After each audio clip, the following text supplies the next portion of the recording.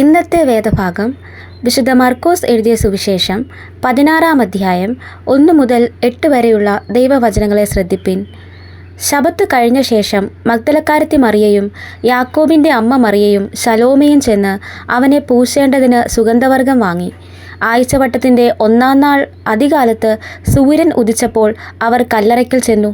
കല്ലറയുടെ വാതിൽക്കൽ നിന്ന് നമുക്ക് വേണ്ടി ആര് കല്ല് ഉരുട്ടിക്കളയുമെന്ന് തമ്മിൽ പറഞ്ഞു. അവർ നോക്കിയാറെ കല്ല് ഉരുട്ടിക്കളഞ്ഞതായി കണ്ടു. അത് ഏറ്റവും വലുതായിരുന്നു. അവർ കല്ലറയ്ക്കകത്ത് കടന്നപ്പോൾ വെള്ള നിലയങ്കി ധരിച്ച ഒരു ബാലിക്കാരൻ വലത്തുഭാഗത്ത് ഇരിക്കുന്നത് കണ്ട് ഭ്രമിച്ചു. അവൻ അവരോട്, ഭ്രമിക്കേണ്ട, ക്രൂശിക്കപ്പെട്ട നസറയനായ യേശുവിനെ നിങ്ങൾ അന്വേഷിക്കുന്നു. അവൻ ഉയിർത്തെഴുന്നേറ്റു. അവൻ ഇവിടെ ഇല്ല. അവനെ വെച്ച സ്ഥലമിതാ. നിങ്ങൾ പോയി അവൻ്റെ ശിഷ്യന്മാരോടും പത്രോസിനോടും അവൻ നിങ്ങൾക്ക് മുമ്പേ ഗലീലയ്ക്ക് പോകുന്നു എന്ന് പറവിൻ. അവൻ നിങ്ങളോട് പറഞ്ഞതുപോലെ അവിടെ അവനെ കാണും എന്ന് പറവിൻ എന്ന് പറഞ്ഞു. അവർക്ക് വിറയലും ഭ്രമവും പിടിച്ചു. അവർ കല്ലറ വിട്ട് ഓടിപ്പോയി. അവർ ഭയപ്പെടുകയാൽ ആരോടും ഒന്നും പറഞ്ഞില്ല.